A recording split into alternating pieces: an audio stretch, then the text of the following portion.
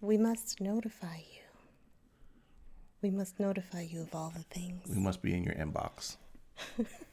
We gonna be in your inbox. I gotta think about this description now. Your Opinion Stinks opens the conversation on a hot button business topic. And flips it on its head. Hosted by a wellness coach And a business coach. We break down conventional business while building entrepreneurs up for success. Who will you agree with? Let's try again. Hello, welcome to Your Opinion Stinks. I'm Tunisia. And I'm Tim. Thank you guys for listening and watching. If you're listening on iTunes or anywhere you listen to podcasts, make sure you subscribe on that bad boy. We are everywhere now. And if you're watching us on YouTube, subscribe and hit the alert button so that way you get notifications of when we put up new episodes. And as always, thank you for being a part of the ride. So yeah. Thank you. Guess what we're talking about today? I'm not guessing because you're going to tell me. Did I even tell you? No. It was a surprise. Okay. We're talking about social media detox. Okay, cool.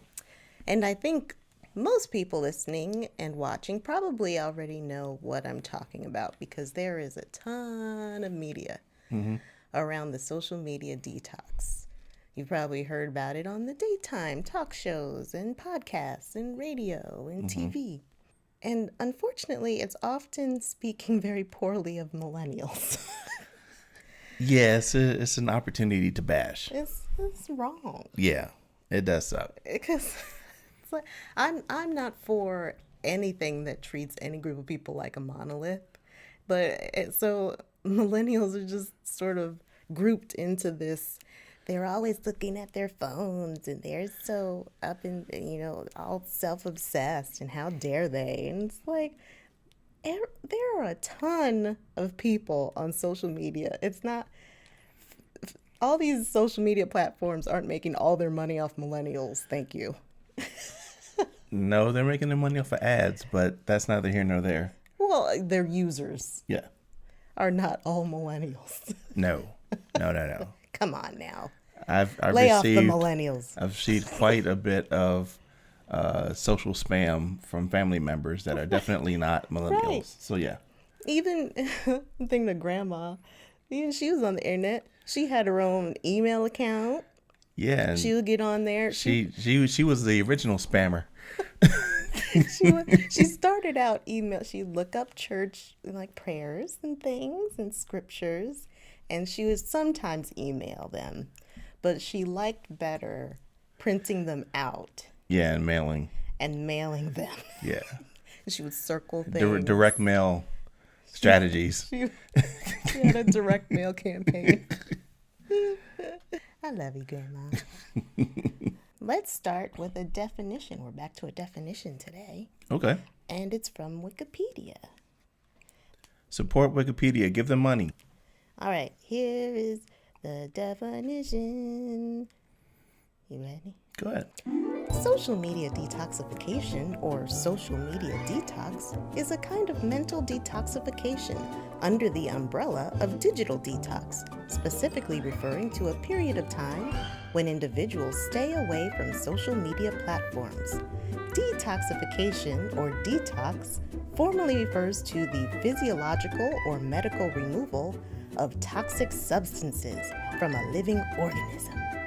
Thus, this term, quote, social media detox, carries this connotation that social media is negative to the individual, and thus he or she needs to stay away from it for a period of time to recover. Wikipedia.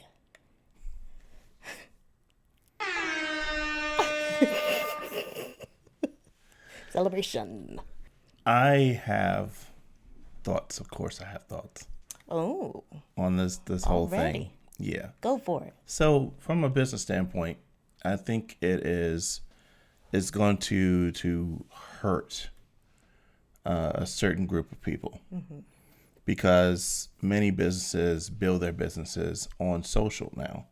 Like they market through social, they do their personality marketing through social, persona marketing, and now the whole thing with influencer marketing becoming a main staple, that's going to get affected if people really were to adopt like social detox as a general practice. I mean, I'm going to be real with everybody.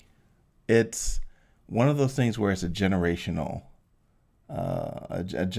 happening. Like, I imagine with our parents, their parents didn't like what they were doing. Then our generation is starting to kind of waver into that whole thing of what the next generations behind us are annoying us about. And it's just this endless cycle. Yeah. So from just a human standpoint, that no matter what comes down the pike, there's going to be something that the older generation is going to be agitated by with the newer generation, because it wasn't what they're used to. And thinking about that in business, this is just like with the show, like flipping things on its head, because there's points of view that are not the conventional norm. And for the whole thing of social, especially with its rise and now with its popularity in places like Congress and whatnot, you're starting to see more so people kind of like rioting in the streets, pitchforking, because they feel like social is like the thing that's going to like destroy humanity. See, you've touched on like 4 or 5 different really big ideas there. We don't have time for all those, but they're also compelling. Yeah, we'll just stay within business or something. I don't know. Well, no. But so it sounds like, one, you think at least partially all of the millennial disdain on all the stories most of us have heard is the more mature producers and anchors and such having a little bee in their bonnet about all the young whippersnappers. Yes. And okay. And I also feel like they're feeling attacked because now by the millennials. Yeah, because now they have so much information and connectivity, even though they also look at it as them being, selfish and self-absorbed and all that, that they're going to start eating off their plates. Okay. It's just the endless cycle of things, and so yeah. But the detox. Well, and you also it was also interesting that you touched on the panic around social media, because that's a very real thing and it's partially motivating, especially after today. Especially after today. What happened today? Facebook is in heat. Because apparently they kept a pseudo paper copy of over 80 something. No. 80 something thousand or million. I think it was more so million passwords. So I've been reading today that everyone should consider, if not actually do it, change all your passwords. Is this real? No, it's real. Who printed them out? No, it's like in a text doc or something. I heard on the local news. It's a digital file with a whole bunch of passwords on it that they kept accessible somewhere within Facebook. Why? Oh, we gotta find this. Yeah, I mean, I just heard it today. I read it a couple days ago, though. Here you go. If I have been able to verify this story from a credible source, you'll find it in the show notes. There you go. But bringing it all back. Oh, but another point you brought up is how it relates to entrepreneurship. Yes. Which is what I want us to focus on, because that's not really talked about a whole lot. Right. It's usually just, talking crap about millennials or and making people feel guilty. Yes, I shouldn't go for my phone as soon as I wake up. Mm-hmm. Yeah. All that nonsense. Right. For entrepreneurs, there's a tension there, though. Absolutely. Because on the one hand, like you said, there are a lot of uses for the entrepreneur in social media platforms, and we'll go into a few more. But also, that relationship tends to be a little more fluid. It's not I get up, most people, they get up, go to their phone, blah, blah, blah, get dressed, go to work. They may sneak onto Facebook or something a little bit when they're not supposed to. Then they come home, whoo, I'm home. And they get on a bunch of more stuff and eat dinner, and then they go to sleep. But, but for entrepreneurs, that tends to be a little more fluid. Like, it seems like that it's that way for you. Yeah. Matt Diavella did a video. He's a content creator. He's got a ton of subscribers. He's very cool. He did a 30-day detox. He's an online content creator. And he is one of those people. He has, there is more of that fluidity. Mm-hmm. And he had a surprising result where he was actually more effective. He was more able, and you should watch it. I'm probably oversimplifying this. But basically, he was able to start separating it a little more in his mind and treating the platforms as platforms rather than going there also when he was bored and when he wanted stimulation and to waste time. And yes, he needed to be there, but by cutting it off in the ways that he could, it still gave him the distance that was very illuminating to his life and profitable to his business. Okay, we'll travel down that road, but I think I'm thinking of something different.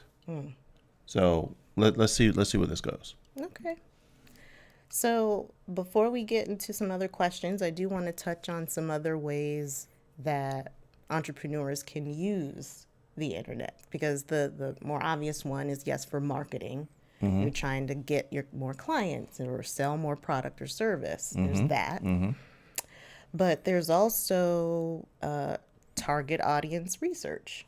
Yeah, absolutely. Sending out surveys to your followers or subscribers, and or just simply putting up a post and asking a compelling question and seeing where people are at. Right. Or having them choose between titles or graphics. Like you've done. Yeah, I've done beta research and all that. And not even social research. Yeah, and not even just with people you want to be your clients, just people who are in your circle, your colleagues, professional colleagues. But in that though, all right. So I'm gonna jump the gun a little bit because I don't know if we're going this direction or not. The whole thing of detox, I feel is more a detriment to entrepreneurs on the consumer side, not on the vendor side. Does that make sense? Oh, okay. How's that? Okay, so because there's this movement of bringing about awareness for social detox, if people were to adopt it, people that would be our prospects, then it starts to make those platforms ineffective. Oh, I see. You're concerned about if too many of us turn away from social media. Yes. Then that affects Our bottom line. entrepreneurs. Yeah, because I mean, on a personal level, that's not where my concern is. My concern isn't so much on trying to preserve our state of being. It's more so if you're spending advertising dollars, you're spending marketing dollars on these platforms, then you're not reaching your target audience if they're not there.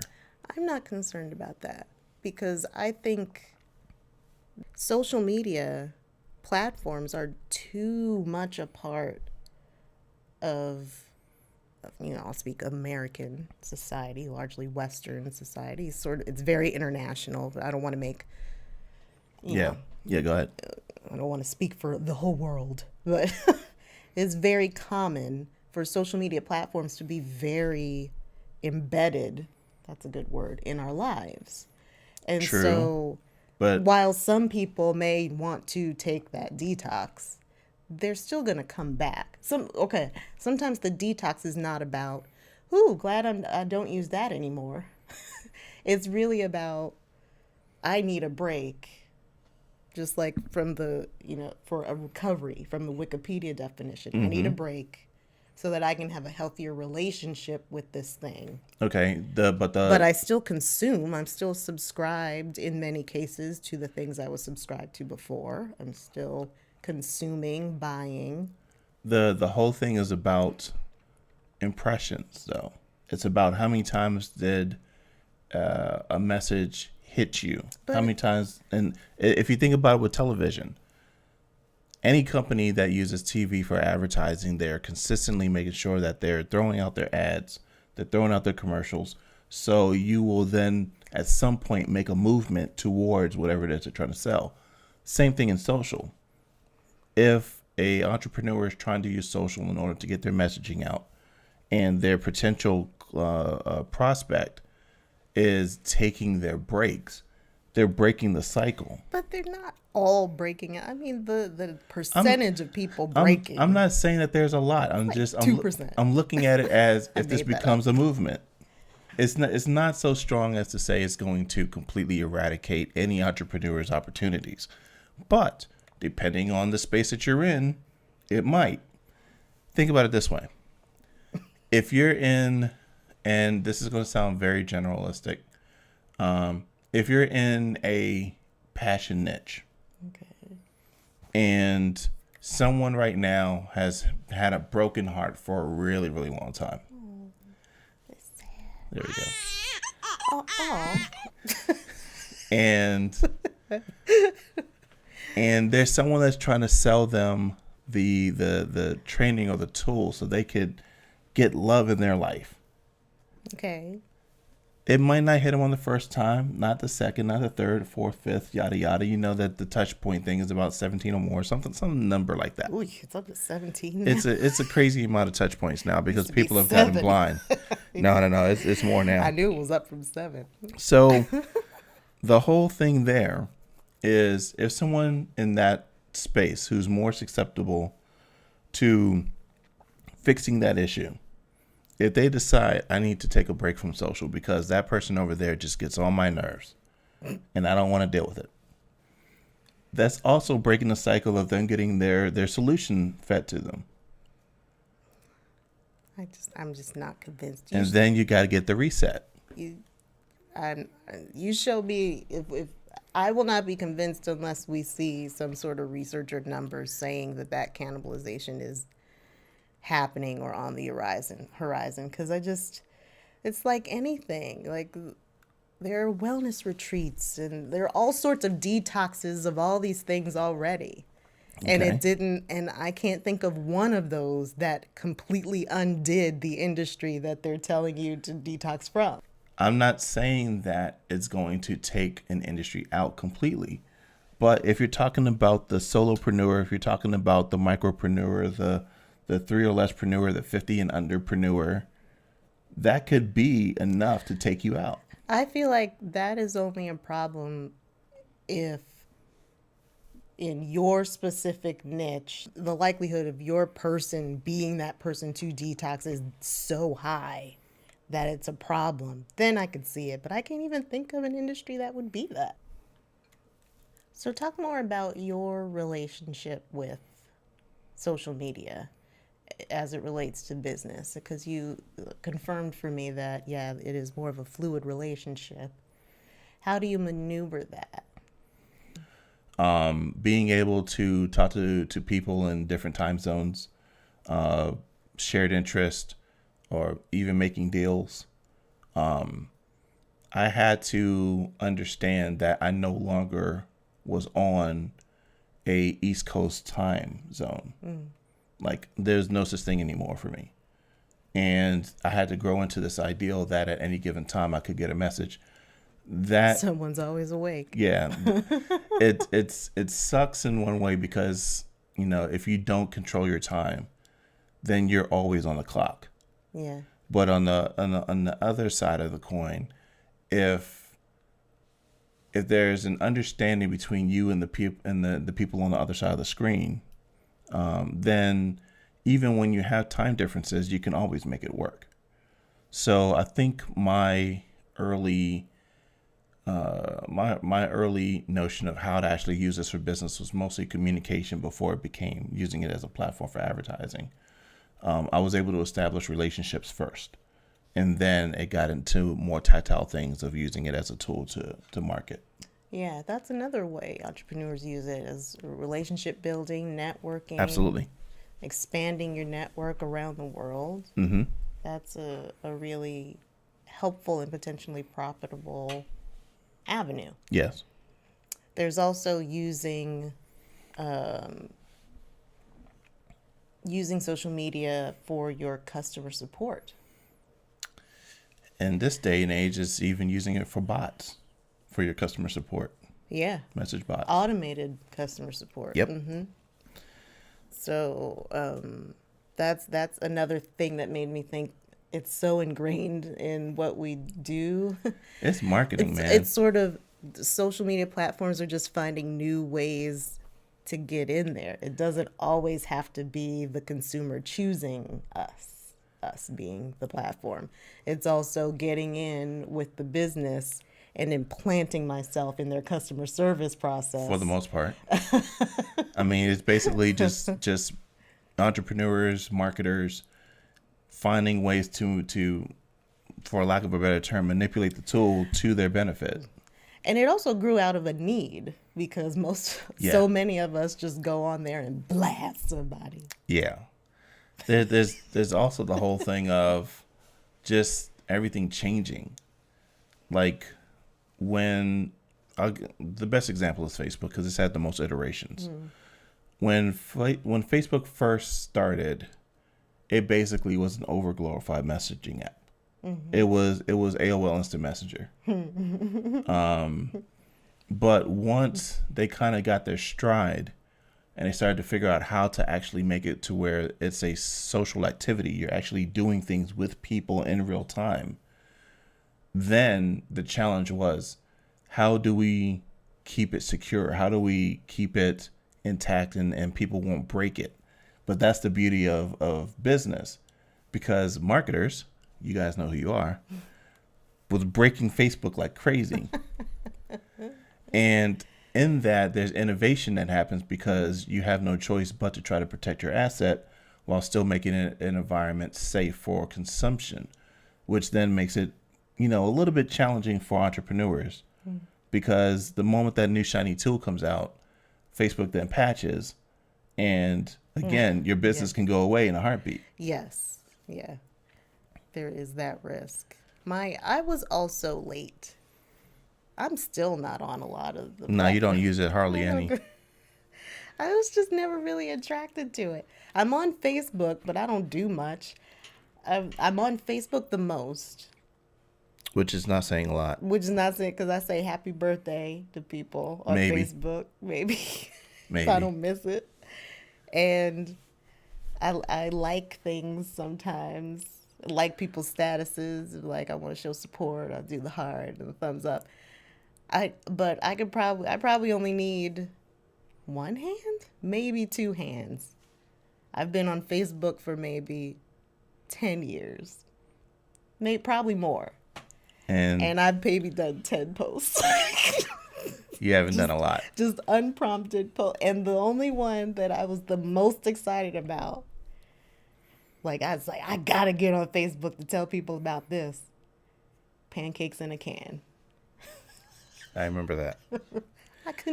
Y'all know about pancakes in a can? Let's see, what's worth that? No, there we go. You did say, yeah. Pancakes in a can, yeah. It's crazy. Look, it looks that's somebody's business. It's in like a whipped cream can, and you just heat up the skillet and you go, shh. It's amazing. I had to tell people about pancakes in a can. People were like, pancakes in a can? That was a good one. Gee. Okay. But I'm not that into it. See, and if me as a business, me as an entrepreneur, if I was trying to sell something to you, I would always miss you. I would always miss you because you're not active. And then the whole thing of the people that are more active than you, who adopt the idea of detoxing from social then gets closer to where you are, where there's less interaction with the But platform. is that a problem, or do people just need to be more strategic? Because I can list off a number of things, even though I'm not on social media that much. I have a new pair of pants in there. It was a Facebook ad, and I'm very resistant. I'm not only not on it that much, I am ad resistant. Okay. I'm hard to sell. And I bought that pair of pants. I'm gonna drop some knowledge on you. I'm gonna do a knowledge bomb on you. I wish we had a bomb thing right. That would have been great. Knowledge bomb. Here it comes. It's too aggressive. So here you go. You had a need for that item. Mm-hmm. The ad reached you at the right time for you to be persuaded because you were already 99% there. You know you needed pants. Mm-hmm. So that ad gave you that 1% to say, I'm going to make the purchase, and it's just going to happen to be with this vendor. Yeah, but I wasn't going to buy any pair of pants. But it doesn't matter. The ad hit you at the right time, which could have been any time. And that's the point for me. If someone is advertising on social, they're consistently advertising, getting somebody to move, to motivate, to make a purchase. If that ad would have hit you perfect example. If it would have hit you while we were in Orlando, you would have probably not been in the mind frame to say, I'm ready to make a decision. And then that ad would have went out your head. You would have never thought about those pants. And if you did revisit it, you probably would have not bought those pants unless you saved the ad. The whole thing is that ad hit you at the right time for you to make a buying decision. I don't know. I feel like that statement gives that company less credit than it deserves. No, it has nothing to do with the credibility of the business. It has to do with the messaging hitting you at the right time. You might like the company. You might have followed the company. I don't know. But what I know is from what you just said, that when you saw the ad, you made a buying decision and you purchased, regardless of anything else. I'm someone who doesn't consume that much social media, but I still buy things. But that wasn't an accident. That wasn't just right place, right time. That was likely a strategic marketing decision, and I may very well have gone past because I think I'd seen it on there before, and I probably watched it a little bit before I kept scrolling, which made it probably more likely for it to come up again. It was I'm sure these particular pants are very popular on Facebook, and with the things I look at, they probably spend a ton of money to market. You've probably given them more than enough demographic information for them to find you. Exactly. Here's the thing. If you weren't on, you would have not seen that ad. But you said you were concerned about the social media users who detox down to about my level.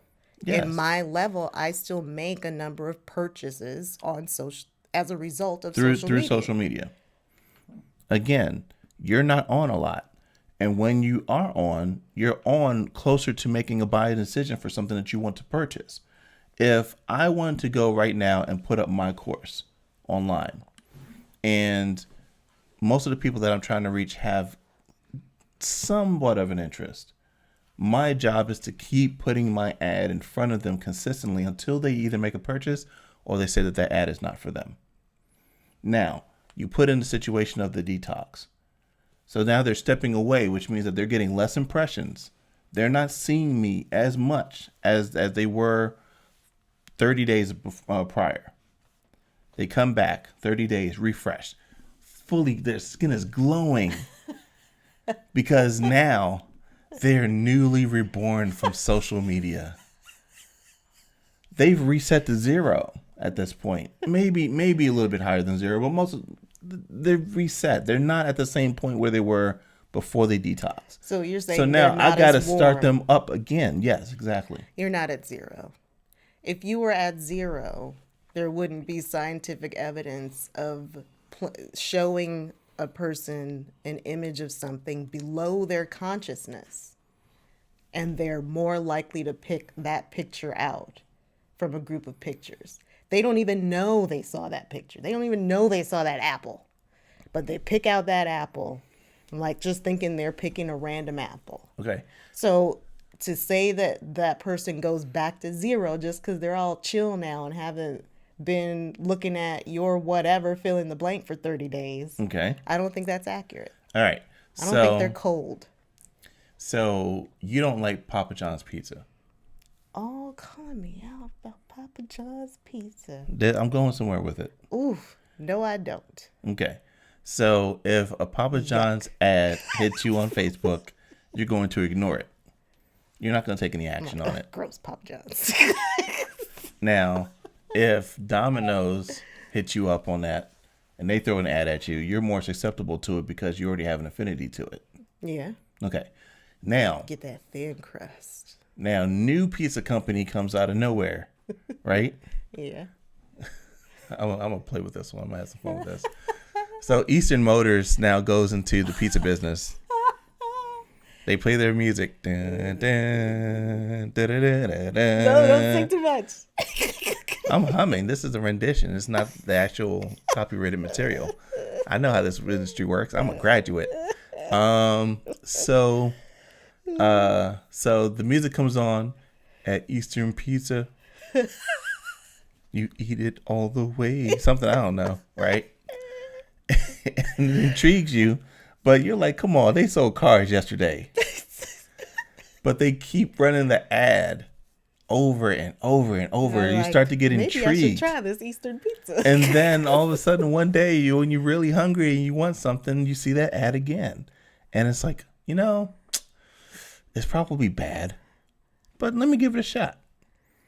The whole thing is impressions. You're just talking about marketing. Like, yeah, that's how that works. But and the whole thing and related to the concept of the detox, if I saw that the first time, like, that's weird. Eastern Motors, they sold cars yesterday. And then I go away for a month. You don't think I come back a month later and that ad comes up again like, oh yeah, that Eastern Motors pizza, that's crazy. It's not a reset. No, it's going to be Eastern Motors sells pizza, whatever. Oh, I just totally forgot that they sell pizza. Not necessarily forgot. It could be forgot, but it could also be now you've seen it less, you care less. I feel like this is an oversimplification. Harumph. Oh. Point for me. Oh. No, I didn't. Nope. Where's the? I don't care. Is it this one? See, now you just did nothing for me. I did. Yeah. Oh, I'll edit that out. And that's it. That's a shame. You gets no coins from me. Jeez. All right. Have you ever considered a social media detox? Yes. Why? Because me on a personal level, I've made myself way more accessible than I should. And that is the byproduct of building out the network. Yeah, you don't really like that. You like it, but you don't like it. I don't mind people, but I do mind people. You did. Oh, I love that. I don't mind people, but I do mind people. Yeah, it's just the whole thing. CD Crackett, 2019. Sign it. So, copyright. Yes. Copyright signal TM. 2019.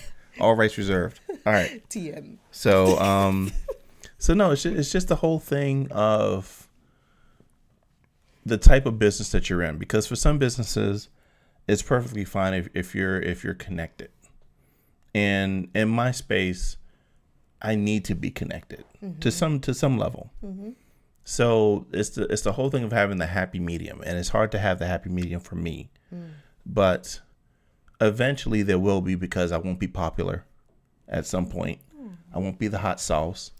No, that's cool. Be my hot sauce.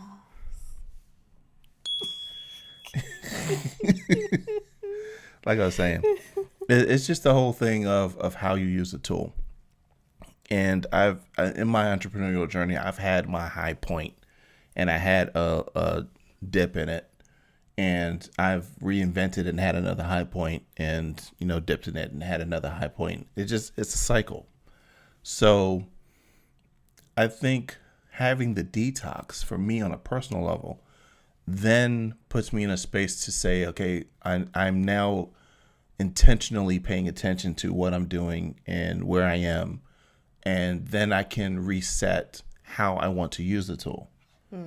I think for any entrepreneur, there has to be a moment of clarity. And in talking about the social media tools, sometimes you need that moment of clarity to be able to be more effective, make more sales, have better relationships. And the flip side of that, and this is the part of the reason why I probably wouldn't detox, I was just about to ask, why is wouldn't you? once you disappear, you're gone. Huh. You're concerned about your point, people going cold.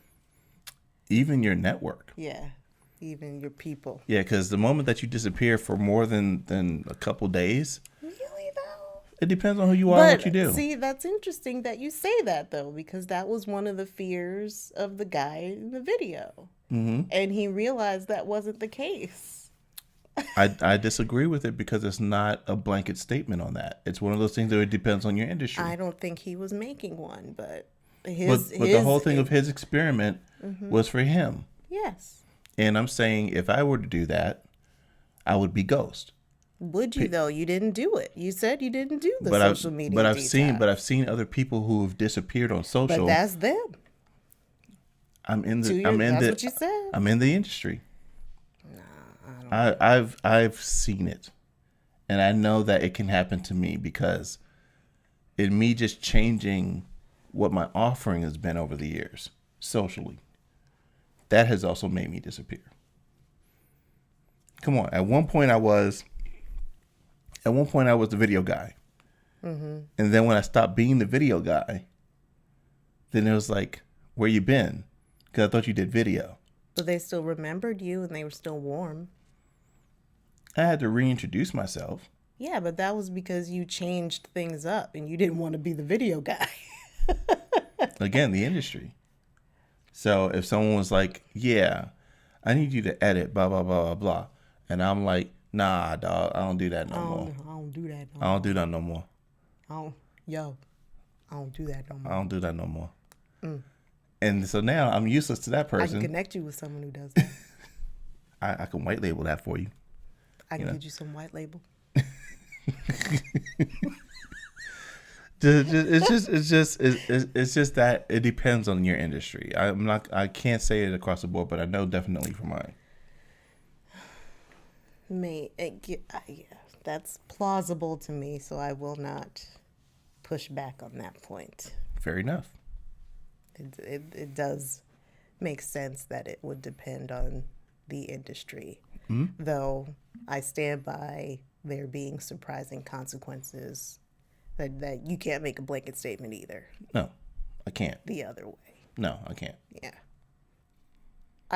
I remain suspicious that there are industries and such for which a social media detox from the entrepreneur or business owner would be destructive. Because I can't help but wonder if you can just always spin it. That you can always spin it somehow. This is what I'm going to do while I'm away, and wait, and aren't you excited to find out what it's going to be? Or setting up things through an automated system so that it doesn't seem like you're gone even though you are gone. I feel like there are ways to be strategic about leaving that won't hurt you. Yeah. I mean, I know a few people that do that all the time. Oh, well, there you go. And their business does not drop one bit. Yeah, there you go. Yeah. I think that's possible. And I'm a proponent of shaking things up for ourselves. Like, we get into patterns. Yes, absolutely. And the focus for this episode and in a lot of things tends to be on social media. But there's, there are plenty of habits that could stand to be shaken up a bit. I agree. Eating habits, moving habits, drinking enough water, whatever. So I, of course, feel like there's value in it. And anything that is aimed at personal development and evolution that doesn't hurt someone else and might even help someone else or entertain someone else, I say go for it. Cool. All right. So thank you guys, of course, for listening and watching. If you're on YouTube, of course, make sure that you subscribe and hit that that alert button, that bell, so it could alert you. And if you're listening to iTunes or anywhere you listen to podcasts, make sure you subscribe so you don't miss another episode. I'm Tim. And I'm Tanisha. And remember, opinions are not facts. Do your research and have fun in the fight. Bye-bye. See you later.